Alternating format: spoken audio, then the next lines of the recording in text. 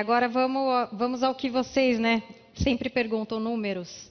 A gente sempre costuma analisar nossas demonstrações de resultado, a DRE, nos releases. Então, hoje a gente vai trazer uma coisa um pouco inédita que a gente não costuma fazer, que é uma abertura do balanço patrimonial, uma abertura gerencial por segmento. E para isso, para apresentar cada segmento, eu convido os CFOs, os diretores financeiros de cada segmento. Então, Vitor, para incorporação e aeroporto, Nilson, para malls, varejo e digital, e o Marcelo Macedo para a área de hospitalidade e gastronomia, por favor.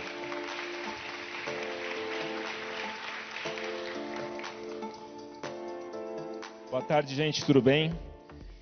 Primeiramente, agradecer a presença de vocês e a oportunidade também de estar aqui, apresentar e falar um pouco mais dos números com vocês.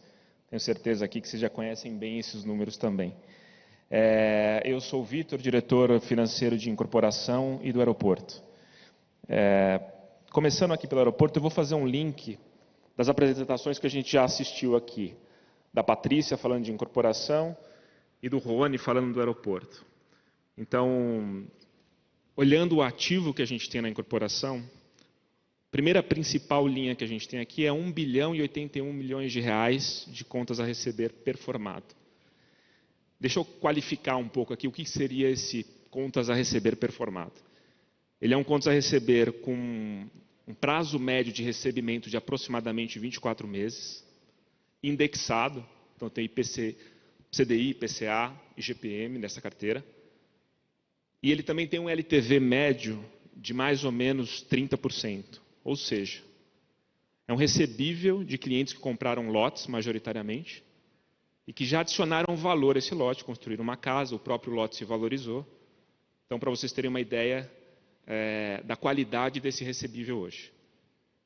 Importante dizer também que a monetização desse recebível é uma decisão que a gente sempre olha e acompanha aqui internamente, se vale a pena antecipá-lo ou não. Mas à medida que ele tem 24 meses de prazo médio, a gente sempre fica aqui avaliando se vale a pena. Na segunda linha, a gente tem 1 bilhão e 69 milhões de custo de land bank. A Patrícia apresentou aqui, dentro dos clusters, cada terreno que a gente tinha, qual era o VGV estimado que a gente tem para esse land bank e o custo que eles tinham.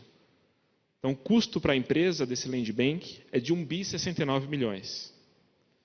Que dentro dos parâmetros históricos que a gente tem de Fazenda Boa Vista, Parque Cidade Jardim, ele tem uma relação entre custo e VGV muito próxima do que a gente entregou nos últimos anos. É um land bank pago, quitado e sem permuta.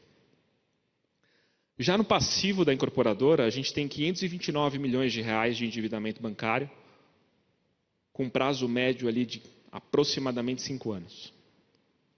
O que coloca a incorporadora no indicador aqui, que eu vou chamar de alavancagem, de dívida bruta sobre geração estimada de caixa que nós temos, de aproximadamente meio. Então é uma unidade de negócio com uma alavancagem super conservadora. Não é muito diferente do aeroporto. O aeroporto é um projeto que a gente investiu 729 milhões de reais e basicamente aqui ele é a construção do aeroporto, é toda a infraestrutura, terraplanagem, pista, tem aí 60%, 70% desse valor e terreno. Depois vieram os hangares, o FBO e toda a tecnologia embarcada para que a gente operasse o aeroporto como a gente opera.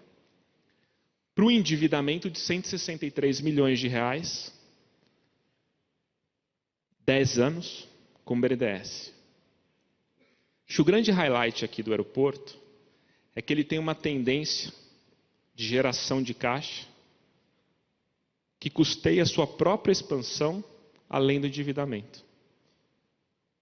Além de ser um ativo hoje 95% da JHSF, acho que a gente comenta um pouco mais de reciclagem de capital, então as possibilidades que a gente tem dentro dessa unidade de negócio.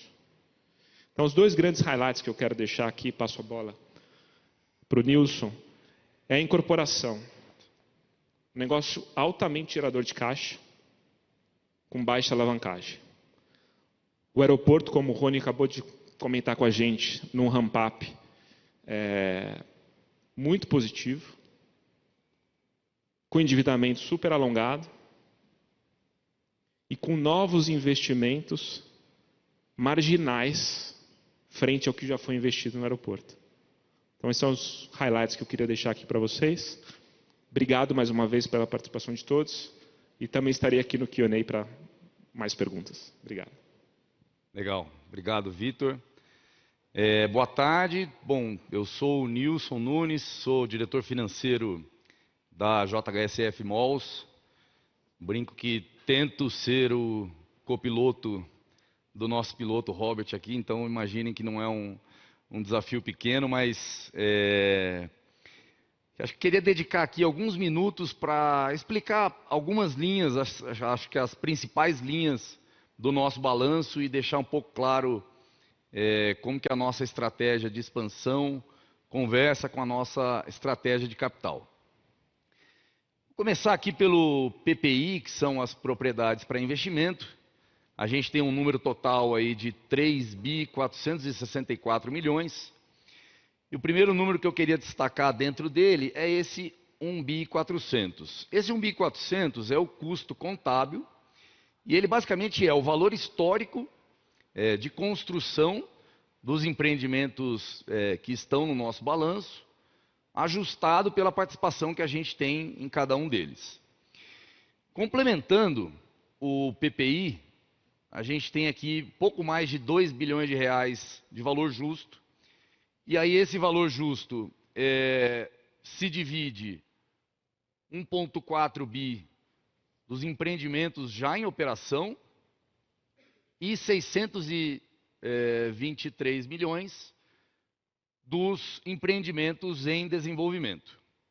Então acho que isso dá uma resumida boa na principal linha do nosso balanço, do nosso ativo.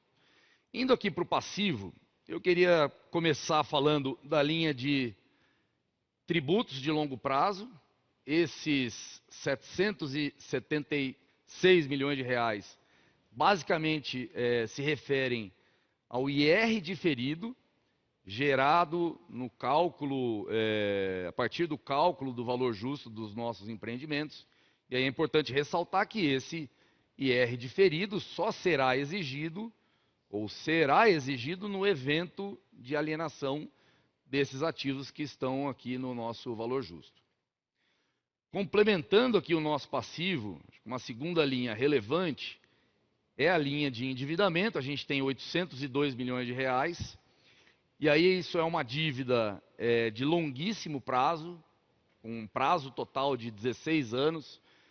Cabe destacar aqui também que dentro desses 802 milhões, a gente tem 120 milhões de reais, que é um CRI conversível em participação no Shoppes Faria Lima, e aí o trigger dessa conversão é a entrega do empreendimento. Então, na prática, é correto dizer que a nossa dívida real, muito mais próxima de 680 milhões, então a gente tira esses 120 dos 802.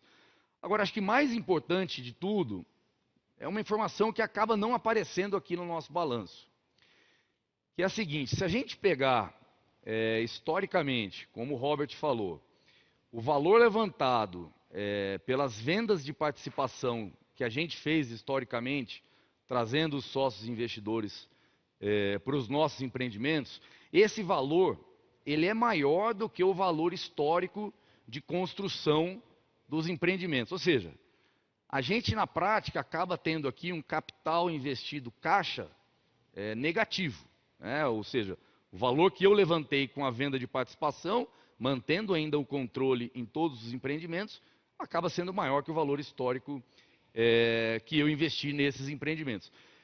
Acho que isso ilustra bem a capacidade que a JHSF tem de, historicamente, desenvolver empreendimentos e reciclar o capital investido nesses empreendimentos.